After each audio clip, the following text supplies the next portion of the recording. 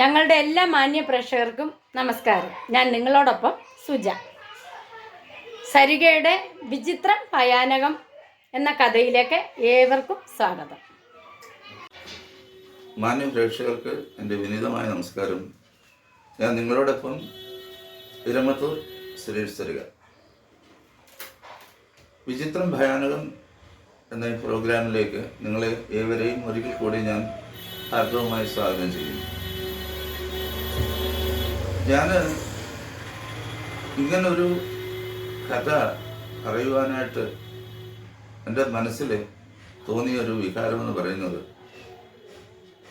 പലപ്പോഴും നമ്മുടെയൊക്കെ ജീവിതത്തിൽ നമ്മളെ അതിശയിപ്പിക്കുന്ന അല്ലെ വിസ്മയിപ്പിക്കുന്ന ഇങ്ങനെയൊക്കെ ഉണ്ടോ എന്ന് തോന്നിപ്പിക്കുന്ന തരത്തിലുള്ള സംഭവങ്ങൾ നമ്മൾ കേൾക്കാറുണ്ട്. ചിലത് നമ്മൾ കാണാറുണ്ട്, ചിലത് നമ്മൾ കേൾക്കാറുണ്ട്. അപ്പോൾ അത്തരത്തിലുള്ള ഒരു സംഭവമാണ് ഇത്. ഇതിൽ ഞാൻ ഈ കഥയിൽ പറയുന്ന കഥാപാത്രങ്ങളൊക്കെ തന്നെ ഇപ്പോഴും ജീവിച്ചിരിക്കുന്നവരാണ്. അവർ മാന്യമായ രീതിയിൽ കുടുംബമായി സന്തോഷത്തോടെ അവരിന്ന് ജീവിക്കുന്നു. അതുകൊണ്ട് നമുക്ക് ഈ കഥാപാത്രങ്ങൾക്ക് അവരുടേതായ പേരോ അല്ലെ അവരുടെ വീട്ടുപേരോ അല്ലെ അവർ യഥാർത്ഥമായി ജോലി ചെയ്തിരുന്ന സ്ഥലമോ ഒന്നും കൊടുക്കുവാൻ സാധ്യമല്ല. പക്ഷേ ഇത് നിങ്ങളുടെ മുന്നിൽ എനിക്ക് അവതരിപ്പിക്കുകയും വേണം. അപ്പോൾ ഞാൻ ആ സംഭവ കഥയെ ഒരു മറ്റാർക്കും കോട്ടം വരാത്ത രീതിയിൽ എൻ്റെ മാന്യ പ്രേക്ഷകരുമായിട്ട് പങ്കിടുവാനായിട്ടാണ് ഞാൻ ആഗ്രഹിക്കുന്നത്. ആദ്യമായിട്ടാണ് ഇങ്ങനെ ഒരു പ്രോഗ്രാം ചെയ്യുന്നത്. അപ്പോൾ ഇതിൽ എന്തെങ്കിലുമൊക്കെ തെറ്റുകുറ്റങ്ങൾ വന്നിട്ടുണ്ടെങ്കിൽ നിങ്ങൾ എന്നോട് അത് ക്ഷമിക്കണം. കാരണം ഞാൻ ആദ്യമായിട്ടാണ് ഇങ്ങനൊരു രീതിയിൽ ഒരു കാര്യം അവതരിപ്പിക്കുന്നത്.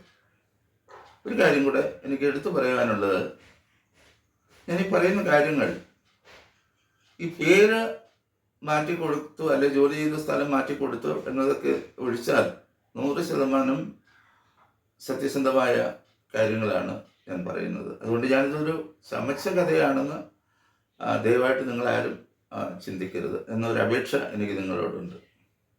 ഈ സംഭവം നടക്കുന്നത് 20 വർഷങ്ങൾക്ക് മുമ്പാണ്. ഞാൻ അന്ന് ഡൽഹിയിൽ ജോലി ചെയ്യുന്ന സമയമാണ്. അപ്പോൾ എനിക്ക് ധാരാളം കൂട്ടുകാരുണ്ട്. എന്നാൽ ചിലരുമായിട്ട് എനിക്ക് മാനസികമായിട്ട് നല്ല ഒരു ഇൻറ്റിമസി, ഒരു അടുപ്പം ഉണ്ട്. അങ്ങനെ അടുപ്പമുള്ള കൂട്ടുകാരിലെ ഒരാളാണ് രാജു. രാജുവിൻ്റെ ഒരു കത്ത് എനിക്ക് ലഭിക്കുന്നു. കത്തിൽ ഇപ്രകാരമാണ് എഴുതിയിരിക്കുന്നത്: സുരേഷ്, സുഖമായിരിക്കുന്നല്ലോ, ഒരു സന്തോഷ വാർത്തയുണ്ട്. താമസിക്കാതെ എൻ്റെ വിവാഹം നടക്കുവാനുള്ള സാധ്യതയുണ്ട്. ബോംബെയിൽ ജനിച്ചു വളർന്ന ഒരു കുട്ടിയാണ് ഞാൻ വിവാഹം കഴിക്കാൻ പോകുന്നത്. മലയാളിയാണ്, എങ്കിലും അവരവിടെ സെറ്റിൽഡാണ്. അവരുടെ പേര് രാധ എന്നാണ്. അതുകൊണ്ട് ബാക്കിയുള്ള കാര്യങ്ങളെല്ലാം ഞാൻ നിന്നെ പിന്നാലെ അറിയിക്കാം എന്നായിരുന്നു ആ കത്തിൻ്റെ ഉള്ളടക്കം. അപ്പോൾ ഈ രാജു വിവാഹം കഴിക്കാനിരിക്കുന്ന രാധയുടെ അച്ഛൻ, അതായത് രാജുവിൻ്റെ അമ്മായിയപ്പൻ, ബോംബെയിലെ വലിയൊരു ബിസിനസ്സുകാരനാണ്. അയാൾക്ക് 2 ആൺമക്കളും ഒരു പെണ്ണുമാണ്. അപ്പോൾ ഈ 2 പേരും വിവാഹം കഴിച്ച്, 2 ആൺമക്കളും വിവാഹം കഴിച്ച് അവർ 2 രീതിയിൽ 2 സ്ഥലത്തായിട്ട് താമസിക്കുന്നു. അപ്പോൾ ഈ പെൺകുട്ടിയെ വിവാഹം കഴിക്കുന്നത് വന്നപ്പോൾ ഒരുപാട് ധനികനായ മനുഷ്യനായതുകൊണ്ട് അയാൾക്ക് ഒരുപാട് ധനമുള്ള ഒരു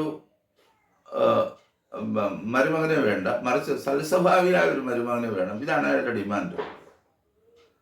അപ്പോൾ മറ്റ് കാഴ്ചയിലായാലും അങ്ങനെയൊക്കെയുള്ള കാര്യങ്ങളിൽ ഒക്കെ ആയാലും അതൊക്കെ വേണം. എന്നാലും ഏറ്റവും അയാൾ ഇമ്പോർട്ടൻ്റ് കൊടുക്കുന്നത് സൽസ്വഭാവിയായിരിക്കണം. അങ്ങനെ അന്വേഷണത്തിനൊടുവിൽ ഈ രാജുവിലേക്ക് അന്വേഷണം എത്തുകയാണ്. അങ്ങനെ രാജുവിനെ അന്വേഷിച്ചപ്പോൾ രാജു വളരെ സൽസ്വഭാവിയായ ഒരു ചെറുപ്പക്കാരനാണ്. അദ്ദേഹത്തിന് ഒരു കമ്പനിയിൽ ജോലിയുണ്ട്. അച്ഛനില്ല, രണ്ട് പെങ്ങന്മാരാണ്. അവർ ഒരാൾ വിദേശത്ത് ജോലി ചെയ്യുന്നു, ഒരാൾ വിവാഹം കഴിച്ചയച്ചു. ഇപ്പം പിന്നെ രാജു മാത്രമേ ഉള്ളൂ.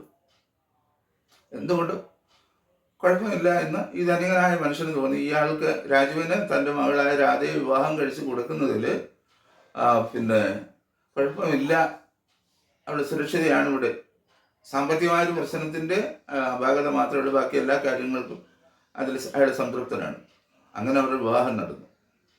അപ്പോൾ ഈ വിവാഹം നടക്കുന്ന കാര്യങ്ങളെക്കുറിച്ചും അതിനോടനുബന്ധപ്പെട്ട കാര്യങ്ങളെക്കുറിച്ചൊക്കെയുള്ള വിവരങ്ങൾ രാജു എനിക്ക് അന്ന് ഇതുപോലെ എപ്പോഴും ഫോൺ വിളിക്കാനുള്ള സൗകര്യങ്ങൾ ഇല്ല, മൊബൈൽ പോലുള്ള സൗകര്യങ്ങൾ അന്ന് ഉണ്ടായിരിക്കാം, പക്ഷേ എൻ്റെ കയ്യിലില്ല. അപ്പോൾ പിന്നെ എനിക്ക് കത്ത് മുഖാന്തരം ഇയാളെ അറിയിക്കുമായിരുന്നു. അതിനുശേഷം ഒരു വിവാഹിതരായി സന്തോഷകരമായ കുടുംബജീവിതത്തോട് ഇവരിങ്ങനെ മുന്നോട്ട് പോയി. ആ കുടുംബജീവിതത്തിൽ രാജുവിനും രാധയ്ക്കും 2 ആൺമക്കളുണ്ടായി. ചില വർഷങ്ങൾ ഇങ്ങനെ കടന്നുപോയി. അവരുടെ കുടുംബജീവിതം വളരെ സന്തോഷകരമായ രീതിയിൽ, ആർക്കും അസൂയ തോന്നത്തക്ക രീതിയിൽ അത്ര നല്ലതായിട്ട് അവരുടെ കുടുംബജീവിതം ഇങ്ങനെ മുന്നോട്ട് പോവുകയാണ്. അപ്പോൾ ഇതിനിടയിൽ ഞാൻ ഡൽഹിയിൽ നിന്നും ബോംബെയിലേക്ക്, ആദ്യം രാജസ്ഥാനിലേക്കും പിന്നെ അവിടെ നിന്ന് ബോംബെയിലേക്കും ട്രാൻസ്ഫറായി. അപ്പോൾ അവിടെ വെച്ച് എനിക്ക് നാട്ടിൽ വരേണ്ടതായ ഒരാവശ്യമുണ്ടായി. അങ്ങനെ ഞാൻ ഇവിടെ വന്നപ്പോൾ എൻ്റെ അനിയന് ഒരു ബിസിനസ് ചെയ്യുന്നുണ്ട്, ഒരു റെൻ്റേ കാർ ബിസിനസ് ചെയ്യുന്നുണ്ട്. അപ്പോൾ അനിയൻ എന്നോട് പറഞ്ഞു, എന്നെക്കൊണ്ട് ഒറ്റയ്ക്ക് ഈ ബിസിനസ് നോക്കി നടത്തുവാനായിട്ട് പറ്റുന്നില്ല, അതുകൊണ്ട് നീയും എന്നോടൊപ്പം വേണം എന്ന് പറഞ്ഞ് അനിയൻ എന്നെ ബലാത്കാരമായിട്ട് എന്നെ ആ ബിസിനസ്സിൽ ഒരു പങ്കാളിയായിട്ട് ചേർത്തുകൊണ്ട് ആ ബിസിനസ് നടത്തത്തക്ക രീതിയിലുള്ള ഒരു ചുമതലയൊക്കെ എന്നെ അനിയനെ ഏൽപ്പിച്ചു. അങ്ങനെ ഞാൻ ഇവിടെ ഓഫീസുണ്ട്, ആ ബിസിനസ്സുമായിട്ട് ബന്ധപ്പെട്ടുള്ള ഓഫീസ് ഉണ്ട്, 8-10 വണ്ടിയുണ്ട്. അതിങ്ങനെ ഫോറിൻ എന്നൊക്കെ ആൾക്കാർ വരുമ്പോൾ അവർക്ക് ആ വണ്ടി ഞങ്ങൾ റെൻറ്റിന് കൊടുക്കുകയൊക്കെ ചെയ്യുമായിരുന്നു. എന്നിട്ട് ഈ രാജു ഞാൻ ഈ നാട്ടിലെത്തി ഇങ്ങനെ ഇവിടെ ഈ ബിസിനസ് തുടങ്ങി അനിയനുമായിട്ട് ഒരുമിച്ച് പോവുകയാണെന്ന് കാരണം ഇവിടെ ഇടയ്ക്ക് മിക്കവാറും ദിവസങ്ങളിൽ രാജു എന്നെ കാണുവാനായിട്ട് ഓഫീസിൽ വരുമായിരുന്നു. അപ്പം ഇങ്ങനെ അദ്ദേഹത്തിൻ്റെ പിന്നെ മനസ്സിലുള്ള പല കാര്യങ്ങളും അദ്ദേഹം തുറന്ന് എനിക്ക് തോന്നുന്നു ഞാനുമായിട്ടായിരുന്നു പങ്കുവെച്ചിരുന്നത് എനിക്ക് തോന്നിയിട്ടുണ്ട് പലപ്പോഴും. അപ്പം ഞങ്ങൾ പലപ്പോഴും ആയിരുന്നു സംസാരിക്കുകയും ഒക്കെ ചെയ്യുമായിരുന്നു. ഒരു ദിവസം ഈ രാജു എന്നെ കാണുവാനായിട്ട് ഈ സ്ഥാപനത്തിൽ വന്നപ്പോൾ അവൻ വളരെ അസ്വസ്ഥനായിരുന്നു. പഴയ പോലെ ഒരു സന്തോഷമോ ഒരു പ്രസരിപ്പോ ഒന്നും അവൻ്റെ കണ്ണുകളിൽ കണ്ടില്ല, അവൻ്റെ മുഖത്ത് കണ്ടില്ല. അപ്പോൾ ഞാൻ ചോദിച്ചു, എന്താ നിനക്കൊരു സന്തോഷമില്ലല്ലോ, എന്തോ പറ്റി എന്ന് ചോദിച്ചപ്പോൾ പറഞ്ഞു, ഇല്ല എനിക്ക് കുഴപ്പമൊന്നുമില്ല, സുരേഷിന് തോന്നുന്നതായിരിക്കും. ഞാൻ പറഞ്ഞു, എത്രയോ വർഷങ്ങൾ കൊണ്ട് രാജുവിനെ ഞാൻ കാണുന്നു, അപ്പോൾ നിങ്ങളുടെ മുഖത്ത് നിന്നും എനിക്ക് നിങ്ങളുടെ മാനസികാവസ്ഥ വായിച്ചെടുക്കാനായിട്ട് കഴിയും, എന്താ ചോദിച്ചു. അപ്പോൾ ആദ്യമൊക്കെ ഇവനെ ഒഴിഞ്ഞു മാറാൻ ശ്രമിച്ചു. അന്നത്തെ ദിവസം ഒന്നും പറഞ്ഞില്ല. അടുത്ത ദിവസം അവൻ എന്നെ കാണാൻ വന്നു. അപ്പോൾ എനിക്ക് തോന്നി ഇവൻ എന്തോ എന്നോട് പറയണമെന്നുണ്ട്, പക്ഷെ അത് എങ്ങനെ അവതരിപ്പിക്കണമെന്ന് ഉള്ള മാനസിക സംഘർഷത്തിലാണ് ഇവൻ എന്നുള്ളത് എനിക്ക് ബോധ്യമായി. അപ്പം ഞാൻ ഈ രാജുവിനോട് ചോദിച്ചു, നിന്റെ ഹൃദയത്തിൽ അലട്ടുന്ന എന്തോ ഒരു കാര്യമുണ്ട്, അത് നിന്റെ മുഖത്ത് നിന്ന് എനിക്ക് വായിച്ചെടുക്കുവാനായിട്ട് കഴിയുന്നുണ്ട്, അപ്പോൾ അതെന്താണ് എന്ന് ചോദിച്ചപ്പോൾ ഇവന് എന്നോട് പറഞ്ഞ ഒരു കാര്യം, സുരക്ഷിത ആരോടെങ്കിലും പറഞ്ഞാൽ ഇത് വിശ്വസിക്കുമെന്ന് തോന്നുന്നില്ല, പക്ഷേ രാധയിൽ, എൻ്റെ ഭാര്യയായ രാധയിൽ ചില മാറ്റങ്ങൾ ഈ ദിവസങ്ങളിലായിട്ട്, അതായത് ഈ ഒരാഴ്ച കൊണ്ട് ചില മാറ്റങ്ങൾ കാണുന്നുണ്ട്. ഞാൻ ചോദിച്ചു, മാറ്റങ്ങൾ? അതാ. അപ്പോൾ ഞാൻ ചോദിച്ചത് എന്താ മാറ്റം? അങ്ങനെ സത്യത്തിൽ ഞാൻ ഇപ്പം എൻ്റെ ഭാര്യയോടൊപ്പം ജീവിക്കുന്ന വളരെ ഭയന്നാണ്. അപ്പോൾ ഞാൻ ചോദിച്ചത്, അതെന്താ കാര്യം? അപ്പോൾ അവൻ എന്നോട് പറഞ്ഞ ഒരു കാര്യം, ഇവരുടെ വീട് ഒരു വലിയ ആറിനോട് ചേർന്നാണ് ഇവരുടെ വീട്. അവർക്ക് പിന്നെ ഇവർ വെള്ളം സാധാരണ കുളിമുറിയിൽ അങ്ങനെ പോയി അങ്ങനെ കുളിക്കുന്ന സ്വഭാവമല്ല, മറിച്ച് വെള്ളം ചില ദിവസങ്ങളിൽ ആറിൽ പോയി കുളിക്കും, അല്ലാത്ത ദിവസങ്ങളിൽ കിണറ്റുകരയിൽ അവർ വെള്ളം വലിയൊരു പാത്രമുണ്ട്, അതിൽ കോരി വെച്ചിട്ട് അങ്ങനെയാണ് അയാൾ കുളിക്കുന്നത്. അപ്പോൾ ഈയിടെ നടന്ന ഒരു ഒരു സംഭവം ഞാൻ പറയുന്നത് ഇതാണ്. പിന്നെ ഞാൻ രാധയോട് പറഞ്ഞു, എനിക്ക് കുളിക്കണം, നീ വെള്ളം കോരി വയ്ക്കാൻ പറഞ്ഞു. അപ്പോൾ ഈ കുളിക്കുന്ന സ്ഥലം എന്ന് പറഞ്ഞാൽ ഇപ്പം കിണറ്റിൻ്റെ അവിടെ നിന്ന് കുറച്ച് മാറി ഇവിടെ ഒരു വലിയ കുട്ടകത്തിനകത്ത് ഈ കിണറ്റിൽ നിന്ന് വെള്ളം കോരി നിറച്ചു. സാധാരണ ഞങ്ങൾ രണ്ടുപേരും കൂടെ പിടിച്ചാൽ തന്നെ ആ കുട്ടകത്തിൽ വെള്ളം കൂടെ നിറഞ്ഞു കഴിഞ്ഞാൽ വളരെ പ്രയാസമാണ് വെള്ളം പിടിച്ച് ഈ കുളിക്കുന്ന സ്ഥലത്ത് കൊണ്ട് വയ്ക്കാൻ. പക്ഷേ ഇവിടെ ഒറ്റയ്ക്ക് ആ കുട്ടകത്തിലെ വെള്ളം കുക്കി കൊണ്ട് അനായാസേന അവിടെ കൊണ്ടുവച്ചു. അപ്പം സാറിന് ഞാൻ കരുതിയത്, സാറിന് കുട്ടത്തിൽ വെള്ളം നിറച്ച് കഴിയുമ്പോൾ ചേട്ടനോടെ വരൂ, നമുക്ക് അങ്ങനെ ഞങ്ങൾ ഒരുമിച്ചാണ് അങ്ങനെ ചെയ്യാറുള്ളത്. പക്ഷേ ഇവിടെ അത് ചെയ്തില്ല. ഇവിടെ ഒറ്റയ്ക്ക് ഇത് പൊക്കിയെടുത്ത് വളരെ അനായാസേന അതവിടെ കൊണ്ടുവച്ചു. അത് കണ്ട മാത്രയിൽ തന്നെ എനിക്ക് വല്ലാത്തൊരു ഭയം, ഇത്രയും ആരോഗ്യം എങ്ങനെ ഇവർക്കുണ്ടായി? നല്ല ആരോഗ്യമുള്ള രണ്ടുപേരും പിടിച്ചാൽ തന്നെ വളരെ പ്രയാസത്തിലാണ് ഇത് ഇവിടെ കൊണ്ടുവയ്ക്കാൻ. പക്ഷെ ഇത് അനായാസേന അവരിത് കൊണ്ടുവച്ചു. അത് രാജുവിൻ്റെ ഹൃദയത്തിൽ അതവനൊരു ഒരു നോട്ടബിളായിട്ട് അവൻ്റെ ഹൃദയത്തിൽ ഇങ്ങനെ ഇട്ടു. അതിനുശേഷം പലപ്പോഴും അന്ന് നേരത്തെ മുടിയൊക്കെ കിട്ടിയപ്പോഴും വൃത്തിയായിട്ട് നടക്കുന്ന ഒരാളാണ്. പക്ഷെ ഇപ്പോഴും എപ്പോഴും കുറച്ച് ദിവസങ്ങളായിട്ട് ഇവർ മുടി അഴിച്ചിട്ടാണ് നടക്കുന്നത്. അപ്പോൾ ഇവർക്ക് ഒത്തിരി മുടിയുണ്ട്. ഇവരുടെ നോട്ടവും ഭാവമൊക്കെ കണ്ടാൽ തന്നെ നമുക്ക് രക്ഷയാണെന്ന്, നമ്മൾ കഥകളിലൊക്കെ വായിച്ചിട്ടുള്ള ഒരു രക്ഷയാണെന്ന് തോന്നുന്നു. അത്തരത്തിലാണ് ഇവരുടെ പെരുമാറ്റങ്ങൾ. അപ്പോൾ രാത്രിയിൽ ഞങ്ങൾ ഒരുമിച്ച് കിടന്നു കഴിഞ്ഞാൽ പിന്നെ ഇവന് മിക്കവാറും ഇവരുടെ ദേഹത്തോട്ട് കൈവച്ചാണ് കിടന്നുറങ്ങുന്നത്. ഇവൻ കൈവച്ച് ഇങ്ങനെ ഇവിടെ ദേഹത്ത് കൈവച്ച് സാധാരണ ഉറങ്ങാൻ ചെന്ന് ഇവിടെ കൈ എടുക്കുക. അപ്പം ആ കൈ എടുക്കാനൊക്കെ പറയുന്ന ശബ്ദം അവളുടേതല്ല, അവളുടെ ശബ്ദമല്ലത്.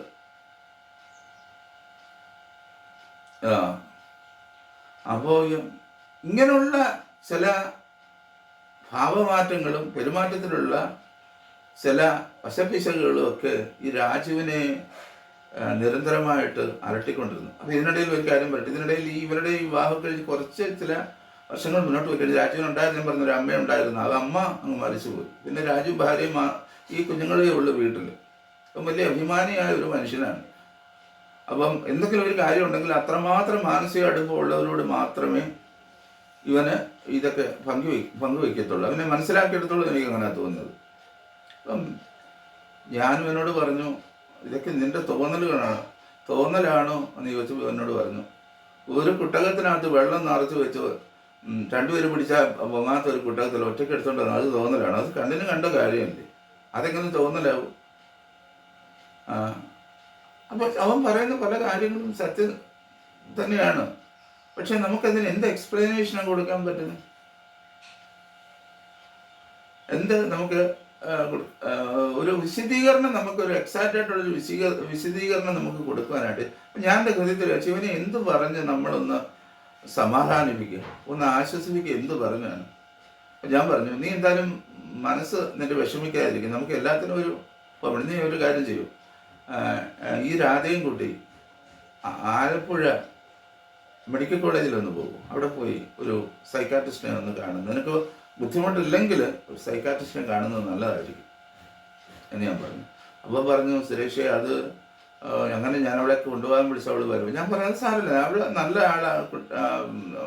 അനുസരണമൊക്കെ ഉള്ള ഭാര്യയല്ലേ, അപ്പോൾ അവൾക്ക് നീ ഇതൊന്നും പറയണ്ട. പക്ഷെ അവിടെ ചെല്ലുമ്പോൾ ഒരാവശ്യമുണ്ടെന്ന് പറഞ്ഞിട്ട് എന്തായാലും ഒന്ന് കൊണ്ട് കാണിക്കുക. അങ്ങനെ എൻ്റെ ഉപദേശപ്രകാരം ഈ രാധയും കൊണ്ട് ഈ രാജു ആലപ്പുഴ മെഡിക്കൽ കോളേജിൽ ചെന്നു. അവിടെ ചെന്ന് സൈക്കാട്രിക് വിഭാഗത്തിലുള്ള ഒരു ഡോക്ടറെ കണ്ടു. ഡോക്ടറോട് ആദ്യമായി ഇദ്ദേഹം കണ്ട് ഈ കാര്യങ്ങൾ എന്നോട് പറഞ്ഞ പോലെ നടന്ന സംഭവങ്ങളെല്ലാം പറഞ്ഞു. അതിനുശേഷം അവർ രാധയെ പരിശോധിച്ചു. ആ ഡോക്ടർ പരിശോധിച്ചു. അവരുടെ കാഴ്ചപ്പാടിൽ കുഴപ്പമായിട്ട് ഒന്നും കണ്ടില്ല. എങ്കിലും അവർ ചില മരുന്നൊക്കെ രാജുവിനും കൊടുത്തിട്ട് പറഞ്ഞു ഇത് അവർക്ക് കൊടുക്കാൻ പറഞ്ഞു. അങ്ങനെ വന്നു, ഒരു മരുന്നൊക്കെ കൊടുത്തു. അതേപോലെ മരുന്ന് കഴിക്കുന്നൊക്കെ പറയുമ്പോഴൊന്നും പ്രശ്നങ്ങളൊന്നും വളരെ നിസ്സരണമായ രീതിയിൽ. എന്നാൽ ചില സ്വഭാവങ്ങളിൽ ചില മാറ്റങ്ങളുണ്ട്. താനും നോട്ടത്തിലും ഭാവത്തിലും പെരുമാറ്റത്തിലും ഒക്കെ ഭയം ജനിപ്പിക്കുന്ന തരത്തിൽ ഉള്ള. പക്ഷെ ഇവരും ഈ കുഞ്ഞുങ്ങളും മാത്രം, കുഞ്ഞുങ്ങളന്ന് അത്രമാത്രം വളർന്നിട്ടില്ല. പക്ഷെ അപ്പം ഈ മാനസികമായ സംഘർഷങ്ങളൊക്കെ രാജു അനുഭവിച്ചാണ് ഓരോ ദിവസങ്ങളും മുന്നോട്ട് പോകുന്നത്. അപ്പം ഈ മരുന്നൊക്കെ കഴിച്ചിട്ട് മറ്റു മാറ്റങ്ങൾ വന്നു. വീണ്ടും രാജു രാധയുമായിട്ട് വീണ്ടും ഹോസ്പിറ്റലിൽ പോകുന്നു. അപ്പോൾ ഡോക്ടർമാർ പരിശോധിച്ചിട്ട് പറഞ്ഞു, ഞങ്ങൾ ഇതിൻ്റെ എല്ലാ വശങ്ങളും നിങ്ങൾ പറഞ്ഞ രീതിയിൽ ഞങ്ങൾ നോക്കി, പക്ഷെ ഇവർക്ക് യാതൊരു അസുഖവുമില്ല. ഇവർക്ക് യാതൊരു അസുഖവുമില്ല. പിന്നെ മെഡിക്കൽ എത്തിക്സിന് നിങ്ങൾ ഈ പറയുന്ന പെരുമാറ്റങ്ങൾ വെച്ച് നോക്കുമ്പോൾ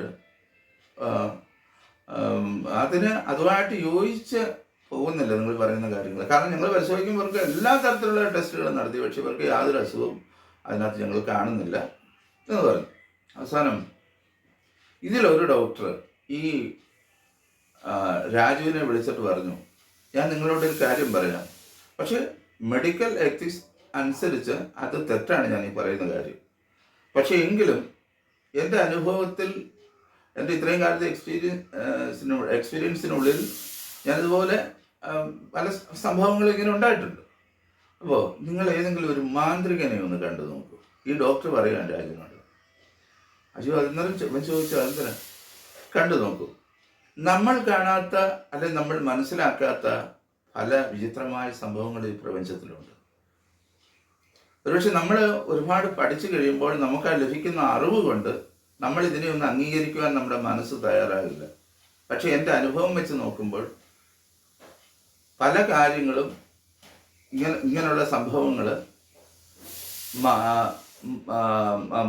മാറ്റുവാൻ പലപ്പോഴും ഈ മന്ത്രങ്ങളൊക്കെ പഠിച്ച ആൾക്കാർ നമുക്ക് ആവശ്യമായി വരാറുണ്ട്. ഇവൻ ഈ സംഭവമൊക്കെ എൻ്റെ അടുക്കെന്ന് പറഞ്ഞു. ഞാനപ്പോൾ പറഞ്ഞു, നീ ഒരു കാര്യം ചെയ്യും, അങ്ങനെയാണെങ്കിൽ നിന്റെ പള്ളിയിൽ ചെന്നിട്ട് നിങ്ങളുടെ ആ പുരോഹിതനോട് ഈ കാര്യങ്ങൾ നീ തുറന്നു പറയുക. അപ്പോൾ ഇതൊന്നും ആരും അറിയാതാണ് ഈ വീടിനുള്ളിൽ ഇതെല്ലാം നടക്കുന്നത്. വെളിയിലൊക്കെ സമൂഹം അറിഞ്ഞു കഴിഞ്ഞാൽ പിന്നെ അവിടെ ഒരു മാനസിക വൈകല്യമുള്ള സ്ത്രീയായിട്ട് സമൂഹം സൃഷ്ടിക്കും. പിന്നെ അത് അവരുടെ ഫാമിലിയെ ബാധിക്കും, ആ കുഞ്ഞുങ്ങളെ ബാധിക്കും ഒക്കെ ചെയ്യും. അപ്പോൾ ഇവന് അങ്ങനെ ഈ പുരോഹിതനെ കാണുവാനായിട്ട് പള്ളിയിൽ ചെന്നപ്പോൾ പുരോഹിതൻ പറഞ്ഞു, നിങ്ങൾ ഈ സമയത്ത് പ്രാർത്ഥിക്കത്തില്ല, നിങ്ങൾ സമയത്ത് കുർബാന കൈക്കൊള്ളില്ല, നിങ്ങളുടെ ഇഷ്ടപ്രകാരം നിങ്ങൾ ജീവിക്കുന്നത് കൊണ്ടാണ് നിങ്ങൾക്ക് ഇങ്ങനെയൊക്കെയുള്ള അനുഭവം ഉണ്ട്. പറയാ പുരോഹിതന് ഇവനോട് കുറെ അദ്ദേഹത്തിൻ്റെ കാഴ്ചപ്പാടിൽ വെച്ച് ഇവരതിന് ആത്മീയമായ ഒരു ലൈഫിൽ അല്ല ഇവർ ജീവിക്കുന്നത്. അദ്ദേഹം തട്ടിക്കയറി. അതിനുശേഷം പുള്ളി പറഞ്ഞു, എന്തായാലും ഞാൻ വീട്ടിൽ വരെ വരാം, ഞാൻ രാധയെ ഒന്ന് കണ്ടിട്ട് ഞാനൊന്ന് നോക്കട്ടെ, നീ പറഞ്ഞ കാര്യങ്ങളൊക്കെ ശരിയാണോ, അല്ല എന്ത് മാറ്റമാണോ അവിടെ ഉള്ളതെന്ന് നോക്കട്ടെ പറഞ്ഞു. ഇദ്ദേഹം ഒരു ദിവസം ഈ പുരോഹിതൻ്റെ കാറിൽ ഒരു ചൂരൽ വടിയുമായിട്ട് വന്നു കഴിഞ്ഞപ്പോൾ ഇയാളെ കണ്ട മാത്രയിൽ, ഈ പുരോഹിതനെ അല്ലെ ഈ ഫാദറിനെ കണ്ട മാത്രയിൽ തന്നെ രാധ വയലൻ്റായി. ചോദിച്ചത് ഇതാണ്, എന്തിനാണ് നീ വന്നത്? സാധാരണ ആ പുരോഹിതനൊക്കെ വളരെ റെസ്പെക്റ്റോടെ കാണുന്ന ഒരാളാണ്. എന്തിനാണ് നീ വന്നത്? അപ്പം രാജു പറയുന്നത്, നമ്മൾ ഭയന്ന് പോകുന്ന ഒരാ മുഖഭാവം കണ്ടു കഴിഞ്ഞാൽ ഭയന്ന് പോകുമെന്നാണ് പറയുന്നത്. എന്തിനാണ് നീ വന്നത്? എന്നെ ഇറക്കി വിടാനാണ്. നീ വിചാരിച്ച് നടക്കത്തില്ല. അപ്പം പുരോഹിതന്റെ മുഖത്തേക്ക് നോക്കി രാജു പറയുന്നു, അദ്ദേഹവും മാനസികമായിട്ട് ശരിക്കും ഭയന്നിട്ടുണ്ട് ഈ രാധയുടെ വർത്തമാനം കിട്ടുന്നത്. ആ മുഖത്തും നമുക്ക് വായിച്ചെടുക്കാൻ പറ്റുമെന്നാണ് രാജു പറയുന്നത്. അപ്പോൾ ഇദ്ദേഹത്തിന്റെ കയ്യിലിരുന്ന ചൂരൽ വടി ഇദ്ദേഹം കയ്യിൽ വെച്ചിട്ട് രാജുവോട് ഇങ്ങനെ പറഞ്ഞു, ഇവിടെ ശരീരത്തിൽ നിന്നും നീ ഇറങ്ങിപ്പോണം, അല്ലെങ്കിൽ പറഞ്ഞപ്പോൾ ഇത് മുഖത്ത് നോക്കി തന്നെ പറഞ്ഞു, സാധ്യമല്ലെന്ന് പറഞ്ഞപ്പോൾ കയ്യിലിരുന്ന വടി കൊണ്ട് ഇവളെ ഈ പുരോഹിതനെ അടിച്ചപ്പോൾ ഈ വടിയുടെ തുമ്പിൽ കയറി പിടിച്ചു.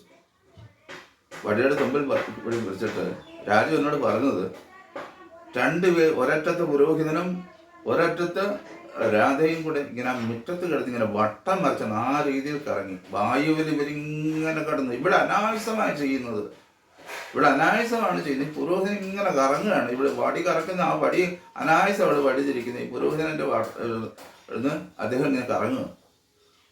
കറങ്ങിക്കഴിഞ്ഞാൽ എങ്ങനെയോ ഇയാൾ ഈ വടിയുടെ തുമ്പ് വിട്ട് തെറിച്ച് വീണിട്ട് അവിടെ നിന്ന് എണ്ണിച്ചിട്ട് പറഞ്ഞു, എന്നെക്കൊണ്ട് ഇതൊന്നും പറ്റത്തില്ലെന്ന് പറഞ്ഞ് പെട്ടെന്ന് ഇയാൾ വണ്ടിയിൽ കയറി ഈ ഫാദർ തിരിച്ചങ്ങ് പോയി. ഇതെല്ലാം കണ്ടുവന്ന രാജുവിൻ്റെ മാനസികാവസ്ഥ നിങ്ങൾക്ക് ഊഹിക്കാമല്ലോ. എന്താണ് ഈ കൺമുമ്പിൽ നടക്കുന്നത്? കൺമുമ്പിൽ എന്താണ് എന്താണ് നമ്മൾ ഈ കാണുന്നത്?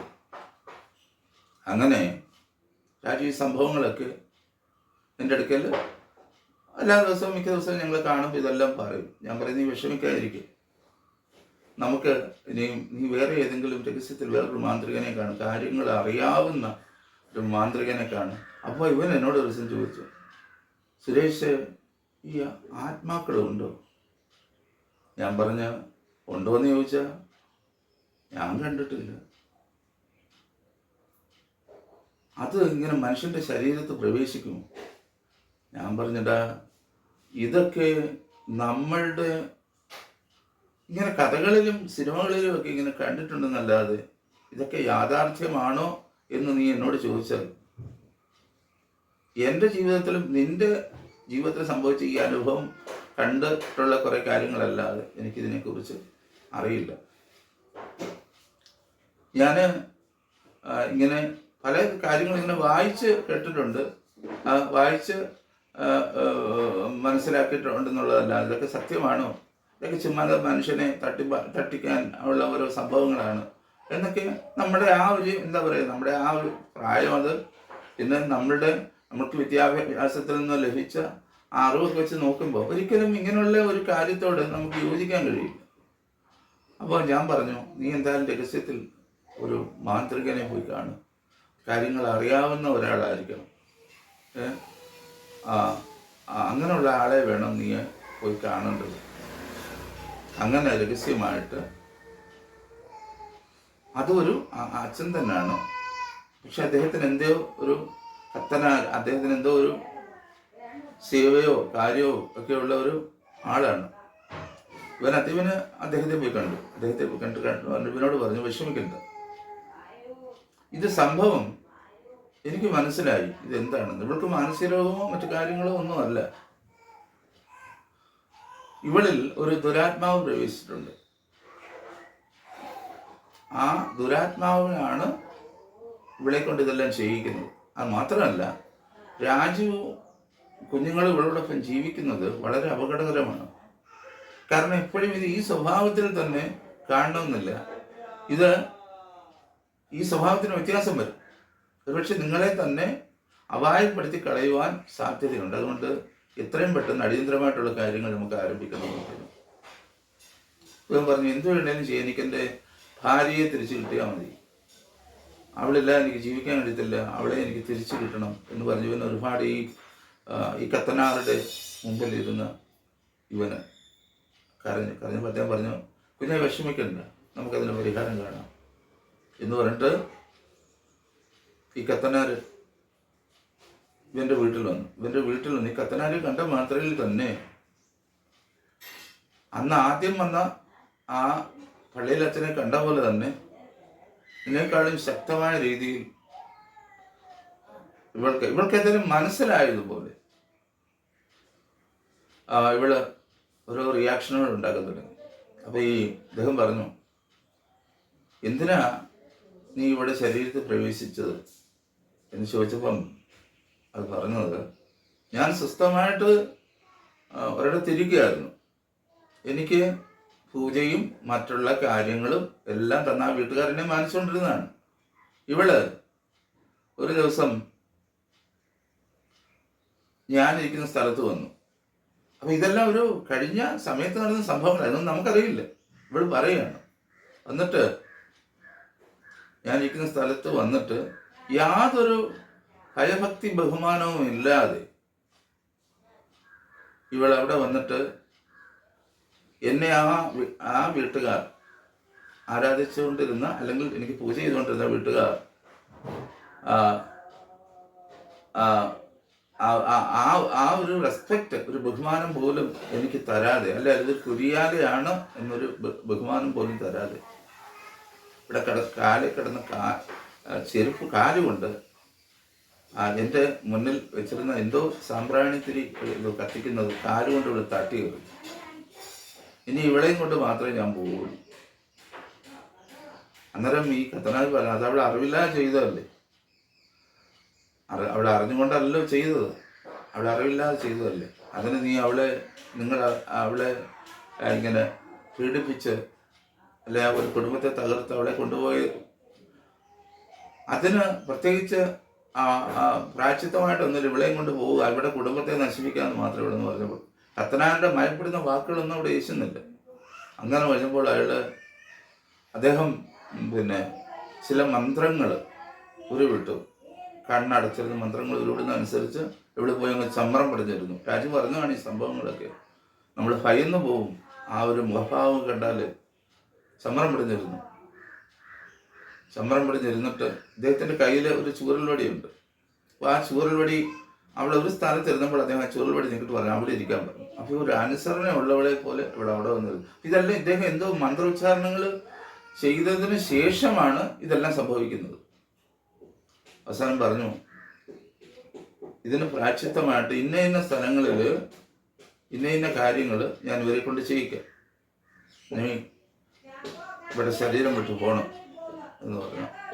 ആദ്യമൊക്കെ പോകില്ലെന്ന് പറഞ്ഞപ്പോഴും ഇദ്ദേഹം ഇവിടെ ഓരോ തവണയും പോകില്ലെന്ന് പറയുമ്പോഴും ഈ കത്തനാര് അദ്ദേഹം ശക്തമായിട്ട് എന്തോ മന്ത്രോച്ചാരണങ്ങൾ ഉച്ചരിക്കുകയും എടുക്കുകയും ചെയ്തു. അവസാനം ഇവിടെ കരയാൻ തുടങ്ങിയിട്ട് പറഞ്ഞു, എന്നെ അഗ്നിയിലേക്ക് ഇടരുതെന്ന് ഇവൾ പറയാണ്. അപ്പം പറഞ്ഞു, നിന്നെ ഞാൻ അഗ്നിയിലേക്ക് ഇടത്തില്ല, പക്ഷെ ഇവിടെ ശരീരം വിട്ടു പോകണമെന്ന് പറഞ്ഞു. അവസാനം ഇവള് പറഞ്ഞു, ഞാൻ പോകാമെന്ന് അവളെ സമ്മതിക്കുകയാണ്. ഇതെല്ലാം രാജു ഇതെല്ലാം പറയുന്നത് ഞാൻ എൻ്റെ കണ്ണാൽ കാണുകയാണ് ഈ സംഭവങ്ങൾ. ഒരു സിനിമയിലെ ചിത്രങ്ങൾ പോലെ ഞാൻ എൻ്റെ കണ്ണാൽ കാണുകയാണ് ഈ സംഭവങ്ങളെല്ലാം. ഞാൻ എൻ്റെ ശരീരത്തെ ജീവൻ ഉള്ളതായിട്ട് പോലും എനിക്ക് തോന്നുന്നില്ല. അത്രമാത്രം ഞാൻ മരവിച്ചതുപോലെ ഞാൻ നിൽക്കുകയാണ് ഇതെല്ലാം നോക്കിക്കൊണ്ട്. അവസാനം അദ്ദേഹം പറഞ്ഞു, നീ പോകുന്നതിന് എന്ത് അടയാളം കാണിക്കും? അപ്പോൾ ഇവരുടെ വീടിന് സൈഡായിട്ട്, ഇപ്പം ഇവരുടെ വീടിന് തൊട്ടടുത്ത് ശരി ഒരു കുരിയാലയും മറ്റു കാര്യങ്ങളും അവർ പൂജിക്കുന്നതും ഒക്കെ, അവർ അവിടെ വൈകുന്നേരത്തെ വിളക്ക് കത്തിക്കുകയും അവിടെ പ്രാർത്ഥിക്കുകയും ചെയ്യുന്ന ഒരു ചെറിയ കുരിയാലയുണ്ട്. ആ കുരിയാലയുടെ അടുത്തായിട്ട് ഒരു പാല നിൽപ്പുണ്ട്. ആ പാലയുടെ കമ്പ് ഒടിഞ്ഞ് വീഴുമെന്ന് പറയും. ഞാൻ പോകുന്നതിന് അടയാളമായിട്ട് അത് കാണിക്കാം. എന്നിട്ട് ഇദ്ദേഹം കുറേ കാര്യങ്ങൾ പ്രായശ്ചിത്തപരമായിട്ട് പറയും, ഇന്നടത്ത് ഇന്നത് ചെയ്തേക്കാം, ഇന്നടത്ത് ഇന്നത് ചെയ്തേക്കാം, ഇനി ഒരിക്കലും ഇങ്ങനെ ഉണ്ടാകുകയില്ല എന്നൊക്കെ പറഞ്ഞു കഴിഞ്ഞപ്പോൾ ഇവിടെ സമ്മതിച്ചിട്ട് ഇവിടെ ഇദ്ദേഹത്തെ ഒന്ന് നോക്കി. ഭയാനകമായ രീതിയിൽ ആ നോട്ടം ഒരിക്കലും തൻ്റെ ജീവിതത്തിൽ മറക്കുവാൻ കഴിയാത്ത രീതിയിലായിരുന്നു എന്നാണ് രാജുവിനോട് പറയുന്നത്. നോക്കിയിട്ട് പെട്ടെന്ന് കടുക്കൂന്ന് ബോധരഹിതയായിട്ടങ്ങ് വീണുള്ളൂ. അതേ ആ സെയിം ടൈമിൽ തന്നെ തൊട്ട അപ്പുറത്തെ വീട്ടിലെ ഈ പറഞ്ഞ കുരിയാലിയോട് ചേർന്ന് നിന്ന ആ പാലയുടെ ഒരു കമ്പ് ഠിമ്മെന്നും പറഞ്ഞു ആരോ ഓടിച്ചിട്ടതുപോലെ ഒരു ഭയങ്കരമായി ശക്തമായി കാറ്റ് വരികയും ഠിമ്മെന്നും പറഞ്ഞു ഓടിച്ച് താഴെ വന്നു. അപ്പോൾ ഇവിടെ പോയി ഇവനെ അങ്ങനെ ഭയന്നു. അപ്പം അദ്ദേഹം പറഞ്ഞു, ഭയപ്പെടണ്ട, അവിടെ ശരീരം വിട്ടത് പോയതാണ്, അതിന് തെളിവാണ് അപ്പുറത്ത് ആ പാലമരത്തിൻ്റെ കമ്പ് ഒടിഞ്ഞത് അന്ന് പറഞ്ഞു. കുറച്ച് കഴിഞ്ഞ് ഇദ്ദേഹം തന്നെ വെള്ളം എടുത്തുകൊണ്ട് ഇവിടെ മുഖത്ത് തളിച്ചു. ബോധമുള്ളവളായി സ്വതംഭവിച്ചെന്ന് വിളിച്ചു. ഇവിടെ രാധയെന്ന് വിളിച്ചത് ഇവനെ കെട്ടിപ്പിടിച്ച് വിളങ്കാറുണ്ട്. കഴിഞ്ഞ ദിവസങ്ങളിൽ കഴിഞ്ഞ സമയങ്ങളിൽ നടന്ന കാര്യങ്ങളൊന്നും അവൾക്ക് ഓർമ്മയില്ല. എന്തൊക്കെയാണ് അവൾ ചെയ്തു കൂട്ടിയതെന്നും എടുത്തെന്നും എന്നും അവൾക്ക് ഓർമ്മയില്ല. അവർ രണ്ടുപേരും കൂടെ ഒരു സിനിമയിൽ എന്ന പോലെ പരസ്പരം അങ്ങോട്ടും ഇങ്ങോട്ടും കെട്ടിപ്പടിച്ച് കരഞ്ഞ് ഈ പുരോഹിതനോട് അവർ പറഞ്ഞു, ഞങ്ങളുടെ ജീവിതം അവിടുന്ന് ഞങ്ങൾക്ക് തിരിച്ചു തന്നു, ഞങ്ങളെന്നും നിങ്ങളിവിടെ കടപ്പെട്ട വ്യക്തികളാണ് എന്ന് പറഞ്ഞപ്പോൾ അപ്പോൾ അദ്ദേഹം പറഞ്ഞു, ഇതെൻ്റെ കർമ്മമാണ്.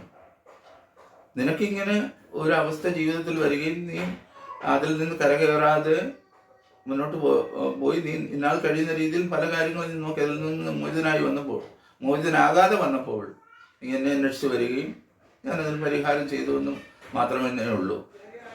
ഈ പ്രപഞ്ചത്തിൽ നമ്മൾ അറിയാത്ത പല സത്യങ്ങളുമുണ്ട്. ഒന്നുമില്ല എന്ന് നമുക്ക് പറയാൻ എളുപ്പമാണ്, നമ്മുടെ യുക്തിയിലും നമ്മൾ പഠിച്ചിട്ടുള്ള അറിവിലും ഒക്കെ പറയാൻ. പക്ഷെ ഒരാളുടെ ഒരനുഭവത്തിൽ നിന്നും നമ്മൾ മനസ്സിലാക്കുമ്പോൾ നമ്മൾ പഠിച്ചതിനൊക്കെ അപ്പുറമായിട്ട് പല കാര്യങ്ങളും ഈ പ്രപഞ്ചത്തിലുണ്ട് എന്നുള്ളത് നമുക്ക് മനസ്സിലാക്കുവാനായിട്ട് സാധിക്കും. ഇന്നും രാജുവും രാധയും ഉണ്ട്. അവരുടെ മക്കളൊക്കെ വിവാഹിതരായി, അവരിന്ന് കൊച്ചുമക്കളുമൊക്കെ ഉണ്ട്. അവരിന്ന് സുഖമായിട്ട് ഇന്ന് ജീവിക്കുന്നു സന്തോഷത്തോട്. അപ്പം ഞാൻ പറയാനുള്ള ഒരു ഒറ്റ കാര്യം, ഞാൻ ഈ പറഞ്ഞ സംഭവ കഥയിൽ നിന്നും മാന്യ പ്രേക്ഷകരായ നിങ്ങൾ എന്ത് മനസ്സിലാക്കുന്നു? നിങ്ങളുടെ വിലയേറിയ അഭിപ്രായങ്ങൾ ഞാൻ പ്രതീക്ഷിക്കുന്നു. ഈ പറഞ്ഞതിൽ 100% കാര്യങ്ങൾ ഞാൻ ആദ്യം ഈ പേരും നാളും ഒക്കെ മാറ്റി പറഞ്ഞതേ ഉള്ളൂ. ബാക്കി എല്ലാ കാര്യങ്ങളും സത്യസന്ധമായ കാര്യമാണ്. നിങ്ങൾക്ക് ഈ വിഷയത്തിൽ നിങ്ങളുടെ അഭിപ്രായങ്ങൾ അറിയിക്കാം. ഒന്ന് മാത്രം ഒരിക്കൽ കൂടെ നമ്മൾ പറഞ്ഞുകൊള്ളട്ടെ, നമ്മൾ അറിയാത്ത പല കാര്യങ്ങളും ഈ പ്രപഞ്ചത്തിലുണ്ട്. അത് നമ്മുടെ ബുദ്ധിയിലോ യുക്തിയിലോ ഒന്നും അതിനെ അളക്കുവാനുള്ള ഒരു യാസ്റ്റിക് അല്ല, അതൊരു അളവുകോലല്ല. ഇപ്പം ഞാൻ ഈ പറഞ്ഞ സംഭവം ഒരു അനുഭവമാണ്, കണ്ണിൽ കണ്ട കാര്യമാണ്, ഒരാളുടെ ജീവിതത്തിൽ നടന്ന സംഭവമാണ്. അപ്പൊ ഇതിനെ നമുക്ക് ഏതെങ്കിലും ഒരു തർക്കശാസ്ത്ര വിഷയം വെച്ചുകൊണ്ട് അല്ലെ ഒരു പുസ്തകം വായിച്ചിട്ട് ഇതങ്ങനെയാണ്, ഇതൊരു തോന്നലാണ്, ഇതെല്ലാം ഇതാണ് എങ്ങനെ പറയാൻ സാധിക്കും? അപ്പൊ വിചിത്രം ഭയാനകം എന്ന പ്രോഗ്രാമിന്റെ ആദ്യ ഭാഗം ഇവിടെ അവസാനിക്കുകയാണ്. അപ്പോൾ ഇതേപോലെ തന്നെയുള്ള 2-3 സംഭവങ്ങളും എനിക്ക് വ്യക്തിപരമായിട്ട് അറിയാവുന്നതുണ്ട്. അത് നമുക്ക് ഇനിയും ഇടയ്ക്ക് നമുക്ക് ഇങ്ങനെയുള്ള എപ്പിസോഡുകൾ നിങ്ങൾക്ക് വേണ്ടി ചെയ്യുവാനായിട്ട് ഞാൻ ആഗ്രഹിക്കുന്നുണ്ട്. നിങ്ങളുടെ അറിവിലും ഇങ്ങനെയുള്ള കാര്യങ്ങളുണ്ടെങ്കിൽ എന്നെ അറിയിക്കുവാനായിട്ട് മറക്കരുത്. നമുക്ക് ഇങ്ങനെ നമ്മുടെ ജിജ്ഞാസ അല്ലെ നമുക്ക് ഒരു ക്യൂരിയോസിറ്റി ഉണ്ടാക്കുന്ന തരത്തിലുള്ള സംഭവങ്ങൾ നമുക്ക് നല്ല രീതിയിൽ നമുക്കത് അവതരിപ്പിക്കാം. എല്ലാം സത്യസന്ധമായിരിക്കണം, അതാണ് അതിൻ്റെ ഏറ്റവും പ്രാധാന്യം അർഹിക്കുന്ന കാര്യം. അപ്പോൾ രാജുവും രാധയും ഇന്നും സുഖമായി ജീവിക്കുന്നു. അവർക്ക് അവരുടെ അനുഭവം എനിക്ക് വ്യക്തിപരമായിട്ട് അത് അറിയാവുന്നത് കൊണ്ടും ഞാനുമായിട്ട് അവർ ഷെയർ ചെയ്തിട്ടുള്ളത് കൊണ്ടും ആ ഒരു കാര്യമാണ് ഞാൻ നിങ്ങൾ കഥ ഇഷ്ടമായെങ്കിൽ അഭിപ്രായം അറിയിക്കുവാൻ മറക്കരുത്.